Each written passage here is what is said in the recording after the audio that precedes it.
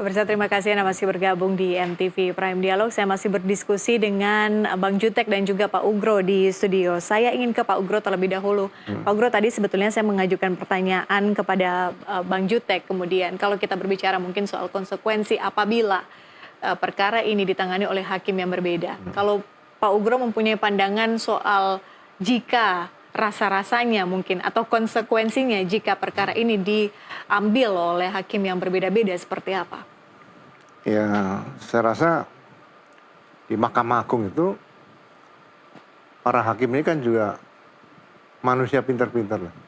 Jadi perkara Eki dan Vina ini sudah menarik perhatian dalam dan luar negeri. Jadi dengan banyak masukan, banyak pertanyaan, ada suratnya masuk. Ya, kan tadi dikatakan oleh Pak siapa dari Mahkamah Agung tadi, Pak Yanto. Juru bicara. Ada dinamika di situ. Kita berharap ya ini bisa disidangkan dengan hakim yang sama lah, kira-kira gitu aja. Jadi kalau dengan hakim yang sama kan hanya membicarakan bagaimana tentang proses penyidikan, penuntutan sampai pengadilan. Kemudian case-nya sama dan sebagainya. Ya, tadi katakan sama Bang Jutek tadi ya mungkin tidak akan terlalu lama, saya setuju. Jadi ya mudah-mudahan ada dinamika dalam rangka pemeriksaan PK yang diajukan dalam 4 berkas tadi. Dalam artian Anda masih optimistis bahwa ini jadwal persidangannya paling tidak akan kurang dari 90 hari? Ya, 90 hari kan maksimal. Jadi kalau bisa lebih cepat berarti pekerjaan para hakim di MA ini kan, Hakim Agung ini kan lebih cepat terbantu dan tidak memakan waktu yang terlalu lama lah. Kan banyak perkara di sana yang harus diselesaikan. Oke. Bang Jutek, optimis bahwa MA akan independen dan transparan? Baik, Mbak Patricia, saya mohon maaf dulu ya, habis sesi ini saya harus izin dulu karena saya harus menjemput Bang Otto, kami lagi ada acara di Semarang ya. Baik, boleh. Jadi saya izin dulu.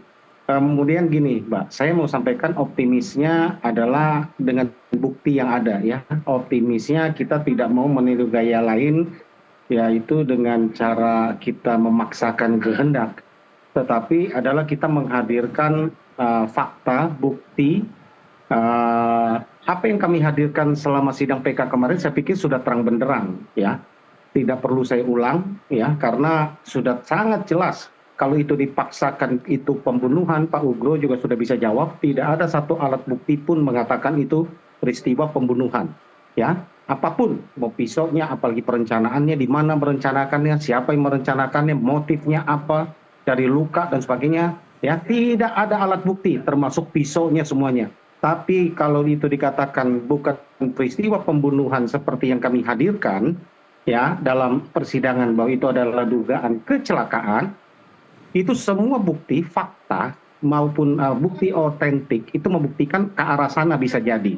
Ya, dari lukanya sebelah kanan semua, kerusakannya pun motor sebelah kanan, dari waktu kejadian ekstraksi handphone juga hanya sekian menit, kurang dari 15 menit, atau bahkan dalam perjalanan polisi ada mungkin hanya sekitar 6-7 menit kejadian. Ya, itu lebih logik dibanding dengan pembunuhan yang disertai dengan perkosaan, ya, peruda paksa, ya. Kemudian dengan bukti-bukti yang lain yang kami hadirkan itu yang tidak bisa terbantahkan itu scientific evidence ya, itu yang benar-benar kita hadirkan itu nggak bisa dibantah.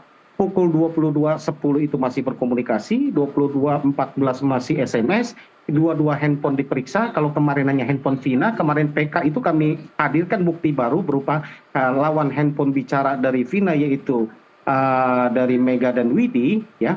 Maka itu sudah close, itu nggak akan bisa dibantah, gitu. Nggak akan bisa dibantah. Kenapa? Karena pukul 22.30 itu sudah ada polisi di di TKP. Jadi jarak 16 menit, belum perjalanan polisi, dia terima laporan terus dia datang ke TKP, coba Mbak hitung berapa menit. Ya, jadi kurang dari 5 menit, 6 menit mungkin dari kejadian, jadi itu masuk akal. Gitu ya, karena Polseknya kata jaraknya 5 menit dari lokasi kejadian. Jadi kami lebih sepakat dengan bukti yang ada, fakta yang ada, kami sangat yakin bahwa ini adalah peristiwa kecelakaan, ya. Ada lagi saksi yang melihat. Kalau itu pembunuhan, nggak ada saksi yang melihat. dan itu tidak berkesesuaian. Ya, kalau orang ngarang cerita kan harus beruntun, berkesesuaian dan berkesinambungan sesuai dengan bukti yang ada, fakta yang ada, dan juga hal yang lain.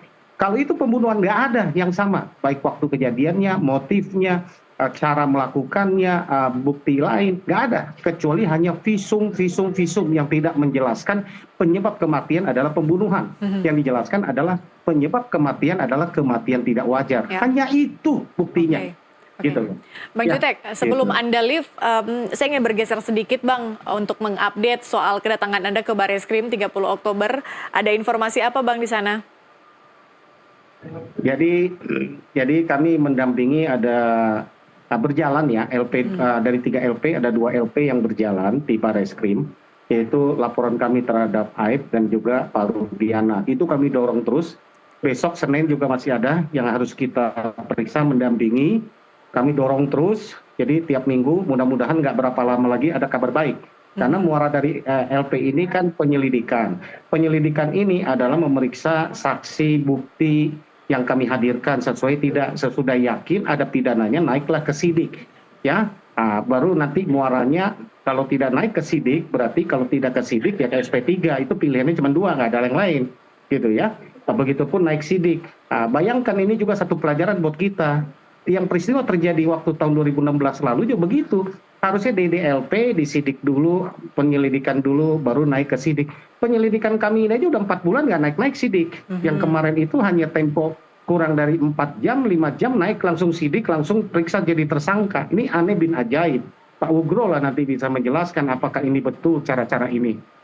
Bukan tertangkap tangan, ya, tanpa gelar yang resmi, tanpa alat bukti yang jelas, bisa dalam 4 jam menaikkan status orang, gitu kan, menjadi tersangka, gitu kan.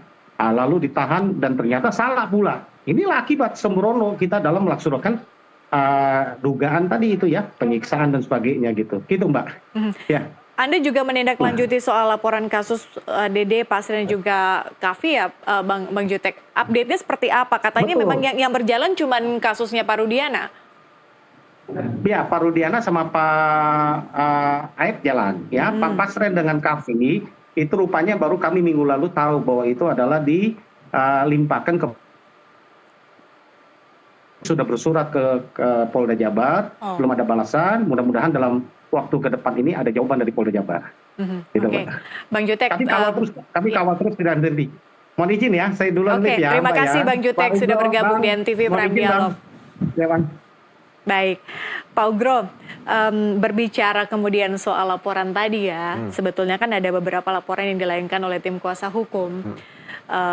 Tapi sejauh ini yang kami dapat informasinya bahwa yang berjalan sebetulnya untuk kasus atau laporan untuk Pak Rudiana. Sementara yang lainnya memang dilimpahkan ke Polda lah, atau mungkin dengan mekanisme yang ada di dalam institusi Polri. Sebetulnya bagaimana Anda ingin memberikan gambaran sebetulnya soal kasus-kasus yang berjalan seperti ini atau laporan-laporan seperti ini? Iya, jadi kalau peristiwa yang menyangkut kematian Eki dan Vina ini, mekanismenya kalau itu dilaporkan pidana dengan terlapor adalah waktu itu Aibtu Rudiana, mungkin dan anak buahnya, ya kan? Itu sebetulnya seperti kata Bang Jutek tadi, tidak harus penyelidikan kemudian baru penyidikan, ya kan? Karena kalau penyelidikan itu bagaimana melihat apakah dengan bukti yang ada, apakah benar terjadi peristiwa pidana. Itu kadang-kadang pidananya masih belum jelas ya masih. Tapi ini kan jelas ada 2 orang anak meninggal, kemudian ada penangkapan itu diduga pelaku waktu itu yang 8 orang 3 DPO, dan itu peristiwanya kan bukan mengungkapkan Aibtu Rudiana dengan pembunuhan, itu adalah tindakan Aibtu Rudiana yang tidak profesional, menganiaya dan sebagainya tadi. Nah ini yang harusnya dibuktikan. Dan kalau sudah ada saksi-saksi cukup banyak, ya seharusnya naik penyidikan. Itu persoalan kasus yang tidak terlalu rumit bagi saya. Jadi kecuali misalnya orang kehilangan mobil seperti itu kan, dicek dilakukan penyelidikan dulu hilangnya di mana dan sebagainya. Tapi penyelidikan dan penyidikan dalam KUHAP itu satu paket yang memang harus ada laporan dulu atau pengaduan, kemudian dibuat memang kalau itu cukup kuat dilakukan penyidikan, ya langsung penyidikan. Nah, dalam penyidikan tadi kalau ada hal-hal yang kurang jelas, dibantu dengan penyelidikan. Jadi penyelidikannya itu mendukung penyidikan. Penyidikan. Nah, ini beda dengan penyelidikan intelijen. Intelijen itu ada isu apa di sana, langsung surat perintah penyelidikan berangkat. Gitu. Jadi ya mudah-mudahan nanti dibariskan penyidikan ini cepat jalan itu aja. Jadi seharusnya saya melihat di sini penegakan kode etik profesi terhadap Aibtu Rudiana itu harus diprioritaskan. Karena tapi, sejauh ini ada update tidak Pak yang Pak Ugro dapat informasi? Ya, saya melihat waktu penegakan kode etik itu yang terbuka dan cepat, kemudian ditemukan beberapa orang yang diduga melanggar kode etik profesi, ya kan, sampai anggota yang tidak terlibat langsung, misalnya menerbitkan surat izin memegang senjata api bagi Barat itu juga diproses. Jadi saya sebagai mantan Kadif Propam ya menyarankan kalau bisa Aibtu Rudiana ini benar-benar dilakukan tindakan penegakan kode etik profesi. Dan kalau ini nanti sudah disidangkan sidang kode etik, baru pelaku-pelaku yang lain tadi. Oke. Gitu. Sehingga ke depan bahwa perbuatan yang dilakukan Aibtu Rudiana ini benar-benar tidak terjadi lagi di Polri, tidak lagi harus dibiarkan, tidak lagi harus nanti nunggu putusan enggak. Ini peristiwa sudah terjadi, benar terjadi. Laporan polisi sudah tidak benar, menangkap orang juga tanpa perintah penyidik, LP-nya dibikin 4 hari, tapi sudah nangkep orang dan sebagainya. Ini kan menyalahi profesi kepolisian di bidang penegakan hukum tadi.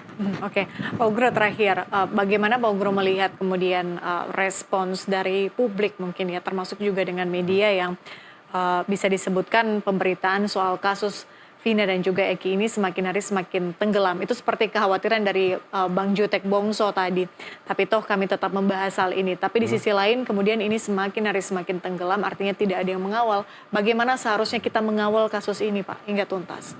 Ya, saya sering katakan begini, jadi nyawa manusia warga negara Indonesia atau nyawa manusia siapapun yang sedang ada di Indonesia dalam keadaan meninggal dunia, dalam keadaan luka, sakit, satu, Presiden Republik Indonesia harus tahu.